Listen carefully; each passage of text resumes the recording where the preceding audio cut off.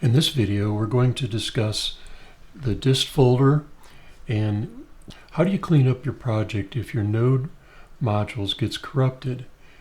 And then we're going to discuss the router. We're going to go into detail on the router, how it is used, and how it redirects. Now we're going to demonstrate where the Dist folder comes from. When you do a build, let's do a build of development. It's going to run. Now I want you to note this is not an error. It's just saying that the plugin Angular SAS was triggered by this import. And that's okay, that's not an error. Finished with an exit code of 0. You want to make sure that's 0. In your CI/CD process, you always want to make sure that it exits with an exit code of 0. If it exits with any other code, you need to abort your CI/CD process. Up here, because I ran this build, there's a Dist folder. In the Dist folder, you see my app name, demo app, which came from here. This is the browser information. Here's the assets, here's the color, and here's a map. Because I ran build development, I said to include a map. Here's my fave icon, and here's my index that starts it all. Here's your style. This is a map for this. So they have maps. Here's what that is. But this is your main JS. And the main JS, this has your application. Now understand, I've only created a basic skeleton here. This basic skeleton is very small. When you have a large application, you're going to have a lot of files here. Here's the pre-rendered routes JSON. There's nothing in there because we haven't set that up. But that's basically what goes in to the Dist folder. So when you do a build, the Dist folder is created. Let's destroy it. Let's delete that. And I'm going to run the one for production. So production should not create a map. We go back here and we don't see any map. Here's our assets. So there's no map. Here's our base file. Here's our styles. Now it's all in one string. It's what they call uglified. In other words, there's everything in your CSS is one straight line. There's no carriage return. It's not formatted. The reason being is it's quicker to download. You've removed, like if your CSS is 6,000 lines long, which it can be, you'd have 6,000 carriage returns. That's 6,000 characters extra that this technique removes. It's hard to read, but that's the way it goes. So that's your distribution. I'm going to go ahead and delete that. Oh, one note. If you have a problem and you need to restart everything, let's say you have a corruption in your node module. Something's not matching and you're not sure about it. Here's my recommendation. Always delete your Dist, your node modules, your Angular, because this is cache, and then you want to delete your package lock. So you want to delete all of those files. This is on the workstation. This is on your development. So you want to delete those, and I'm deleting them right now just to show you. Now with all those deleted, all I have to do is go back to the terminal, clear that, npm install, and it should reinstall all of those modules. Now this will take a few moments, so I'll just pause the video and we'll get back to it when it's completed. Okay, it's completed now, and there are some warnings. Warnings I'm not concerned with. If I were, then I would take care of it if it was an error. Now notice this package lock is no longer assigned to get. So I'm going to need to go and add it back. And it will have changed slightly from the previous. Notice that the node modules is here. Also notice that there's no Angular. Let's just start the app and let's see if the .angular shows up. Angular hasn't showed up there, so that doesn't seem to have caused that. Let's try a build. There's the Angular. So the build creates the Angular, and in here this is all cache, and it's got the version of Angular, and then the app, and then here's the cache files that it uses. So that's where that comes from. All right, let's start fleshing out how our application is going to work. Your application starts with the index.html. Let's look at that real quick. And here you see it going to app root. Let's look at this app root. So the app root, if I hold down Control and I click on that, you see how it gets the underline? I can click on that and it'll take me to that TS file. And that is this guy right here. The app root has HTML here. This is my root application. I'm going to begin by deleting everything in this file except this router outlet.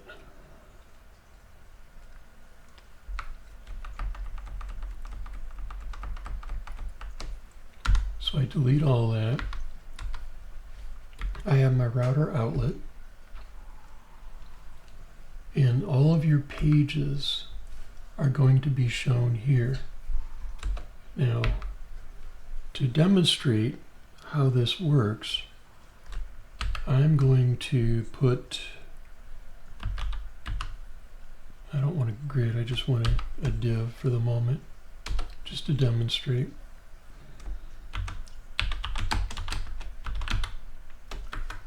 This is the app component.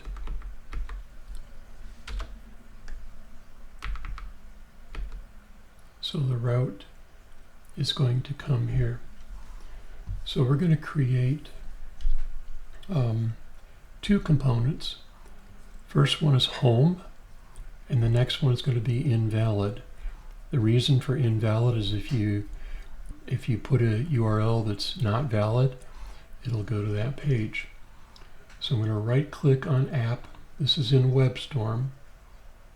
I'm going to go to Angular schematic.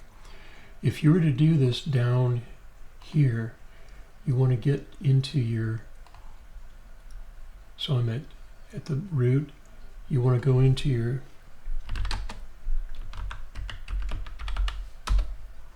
so that puts me in the source app folder. Now you can do the command line options here if you want. I prefer to do it here. I'm going to go to Angular schematic, and I'm going to go to component,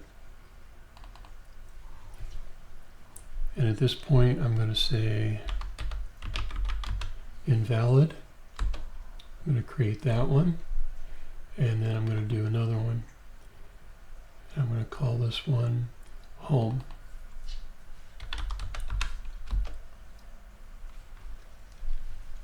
So now I've created the invalid and the home. Let's go in and look at home.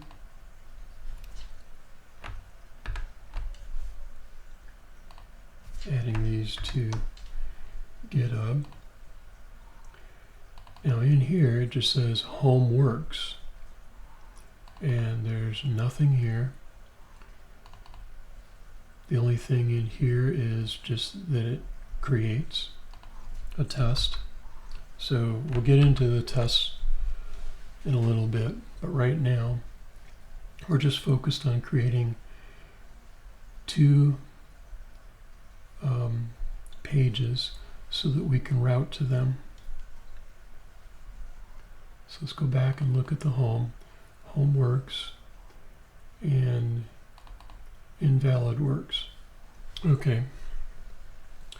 In the app routes, I added a couple routes here. This is for the home component, and this is for the invalid component. Now what I want you to notice is the first one, I have quote, single quotes, redirect to home. So if they don't give anything on the path, it will take them to the home folder, home page. And if they put something invalid, so it'll come, so this has to be here so that this guy can redirect to that. It also makes it available so you can go to it directly. And we're going to test that right now. So let's go to the web. So remember, this is the app component that I put at the top, and here's home works, and let's got home up there. Let's put invalid in, and invalid works, and you'll see up here it's reflected invalid. So now to make this a little clearer, let's go back and let's go into the invalid screen here. Okay, to demonstrate this a little better, what I've done is I've put a message above the router outlet and below that router outlet, just so you can see where it comes on the web page. So here it is. Here's above the router outlet. Here's below the router outlet. Okay, let's go back to the home page. Let's put home. You see it works there as well. Now let's go back to the code and let's put some message in here for the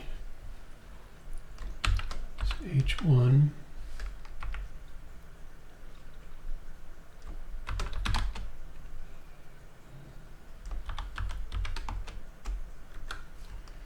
The URL you entered is invalid,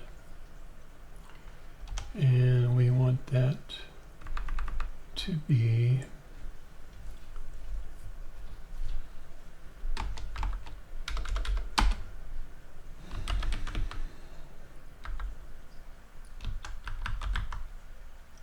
error. So I'm going to create a class. Let's do that down here in styles for now.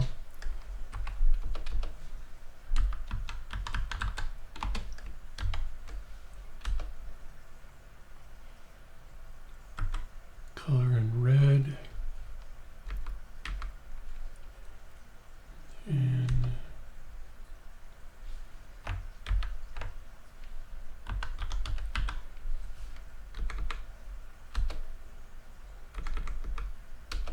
bolder.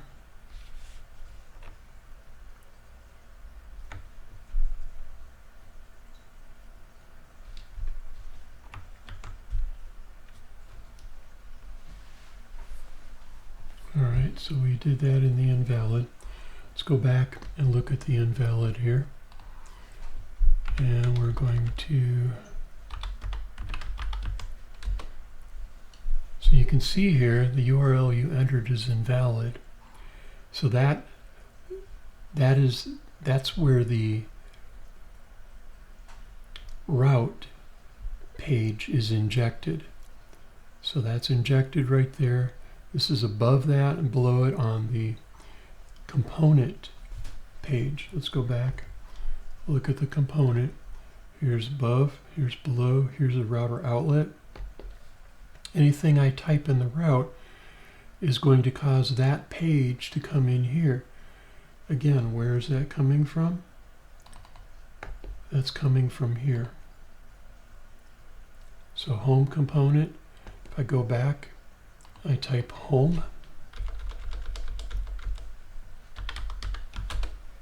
Home works. Let's go back here. Let's change this.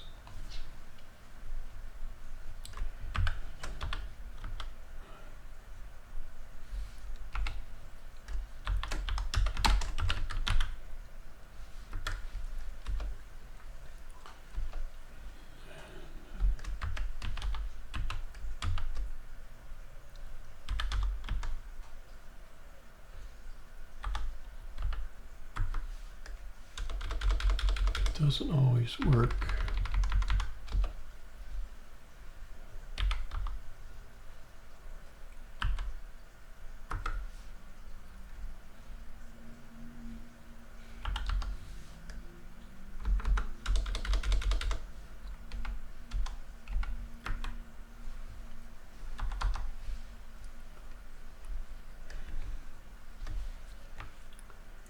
So I've created several lines here just so that you can see how this works. I'm going to save that. And let's go back and look at the web. So you can see here, this is above the app component. This is below the app component. And right in here, this is the route page that was injected. In this case, it's the home page. To further demonstrate the invalid page, we're going to enter garbage in here on the URL.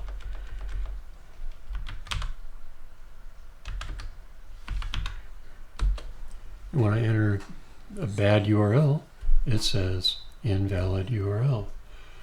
So let's look at the routing code that handled that. So if I put invalid in, we know it goes here, but if I put garbage in,